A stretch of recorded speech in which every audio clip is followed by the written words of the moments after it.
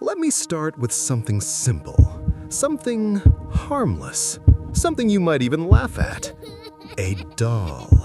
Just a doll, porcelain, cracked, old. The kind people keep on shelves because they think it looks vintage. The kind children used to play with before everything became plastic and soulless. A doll that shouldn't move, shouldn't breathe, shouldn't do anything except sit still and stare. But there are moments, rare, unexplained, horrifying moments, when those glassy little eyes don't look quite as dead as they should. What I'm about to tell you isn't a legend. It isn't an internet story. It isn't a creepypasta. It happened to someone real. And the only reason you're hearing it is because they survived just long enough to talk. He moved into the house on a Thursday. No special occasion, no celebration, just a cheap rental in a quiet neighborhood. An aging house with warped wooden floors, yellowed wallpaper, and that particular stale smell old buildings have, like time refuses to leave. The landlord said nothing unusual. He just handed over the keys and avoided eye contact a little more than normal. That should have been the first warning. But he ignored it.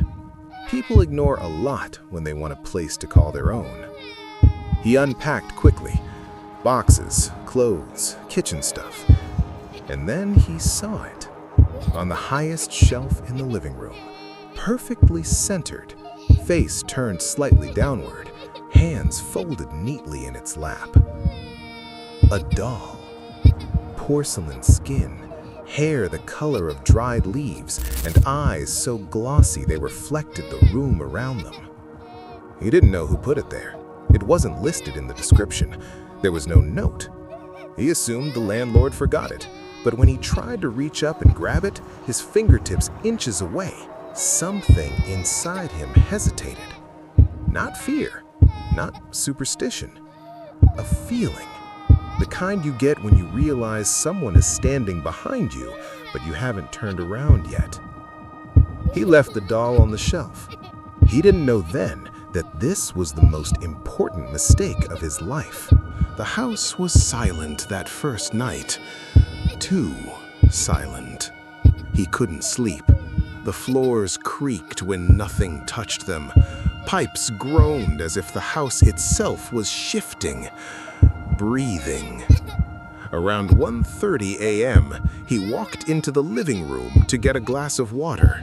He passed the shelf, looked up, and froze. The doll wasn't looking downward anymore. Its head was slightly tilted to the left, eyes directed toward the hallway. He frowned, tired, confused, told himself he must have remembered wrong. He kept walking, but something gnawed at him. He turned back. The doll's head was now facing him, perfectly aligned, chin raised, as if it had been waiting for him to turn around. His heart punched once, then twice, slamming into his ribs. "No," he whispered to himself. "I'm imagining it. I'm tired, that's all." He walked backwards slowly, eye contact unbroken, until he reached his bedroom door. The doll didn't move, didn't blink, but something about its expression felt different, as if the smile, painted decades ago, had stretched just a little too far. The next morning, he stood in front of the shelf again. Daylight made things easier to believe, easier to rationalize. The doll looked normal, head straight, eyes still, no sign of movement. He almost forgot about the night before. Almost. He left the house for work, locked the door, came back 7 hours later, walked into the living room, stopped breathing. The doll was sitting on the arm of the sofa. He hadn't touched it, hadn't moved it, hadn't even gone near it. He froze. Every nerve in his body screamed its own warning. He didn't approach, couldn't. Instead, he left the room and sat in the kitchen for nearly 2 hours, trying to convince himself he wasn't losing his mind. When he returned, the doll was gone. He checked the shelf. Nothing. The sofa, empty. The table, nothing. He turned around, and there it was, sitting on the floor, right behind him, like it had been following him, one quiet, deliberate inch at a time. He decided he needed proof, something to confirm that his senses weren't betraying him. So he placed his phone on the kitchen counter facing the living room, hit record, and left the house for 20 minutes. When he returned, he opened the recording with a mix of dread and desperation. At first, nothing, just an empty living room. Then, the doll, in the corner of the frame, still. Time passed, nothing. Then, frame 001142. A flicker. The doll's head shifted a few degrees to the side. Frame 001143. The head straightened again. Frame 001144. The doll's body rotated just slightly. He dropped the phone, chest tight, hands shaking so hard he could barely breathe. This wasn't imagination, wasn't fatigue, wasn't stress. It was real, unmistakably real. The doll moved. The next night, he avoided the living room entirely, stayed in his bedroom, door locked, lights off. But around 2:15 a.m., he heard something, a soft sound, almost like fabric brushing against wood, a quiet tap, then another. He grabbed his phone for light and stared at the bedroom door. He approached slowly as the tapping grew louder, closer. He opened the door. Nothing. Just the dark hallway stretching forward. He turned left and saw it, reflected in the hallway mirror. The doll, standing upright, not sitting, not resting, standing. Its face inches behind his shoulder in the reflection, but when he spun around, the hallway behind him was empty. Completely empty. He stared at the mirror again. The doll was closer now, in the reflection.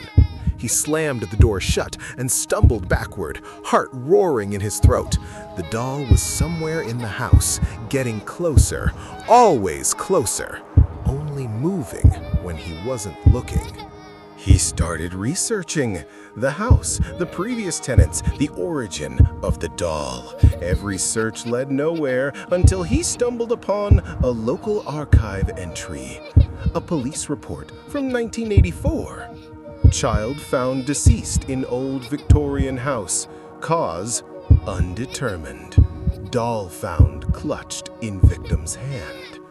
Another, 1996. Unexplained disappearance. Doll found intact in abandoned room. Head turned toward doorway. Another, 2003. Tenant reported objects moving by themselves. Complaints dismissed. Doll later recovered from empty property. The doll's description was the same every time. Same cracked porcelain, same Victorian dress, same glass eyes. An object transferred from house to house, tenant to tenant, surviving every incident like a parasite that refused to die. He stopped reading. He didn't want to know more, but he already knew the truth. The doll wasn't accidentally left. It was left behind because no one could get rid of it. Not permanently, not safely.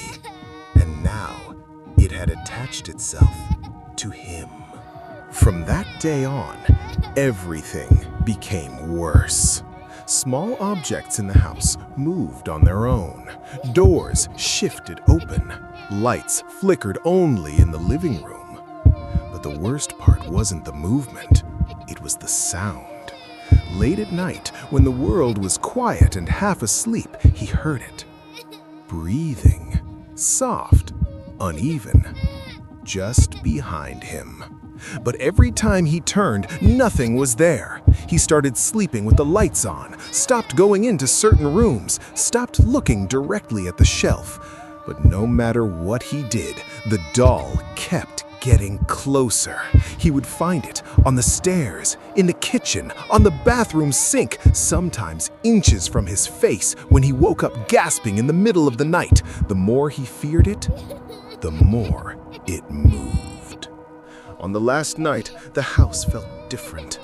The air was heavy, electric, uncomfortably warm. He couldn't stay still. Walked from room to room, checked every corner, every shelf, every shadow. He didn't see the doll. Not on the sofa, not by the mirror, not on the stairs. But he felt watched. He reached his bedroom and closed the door slowly behind him. He leaned against it and heard the soft click of porcelain feet touching the floor. He froze, didn't breathe.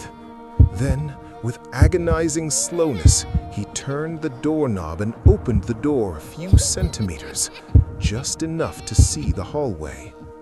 Empty. He opened the door wider, and there it was, the doll, standing upright, directly under the ceiling light, its shadow stretched, long and unnatural across the floor. Its head rotated toward him in a motion no doll should ever make. He stumbled back, tripped over the nightstand, fell to the floor. When he looked up, the doll was gone. The lights flickered, went out. Silence. Then, a whisper right behind his ear. A child's whisper. "Don't blink." They found him the next morning, alive, shaking, staring at the wall like he'd seen something that broke him. He didn't stay in the house, didn't pack, didn't explain. He just left. The landlord found the doll on the bedroom floor, face cracked, smile intact, eyes wide open. He put it back exactly where it had been for years, on the shelf, waiting.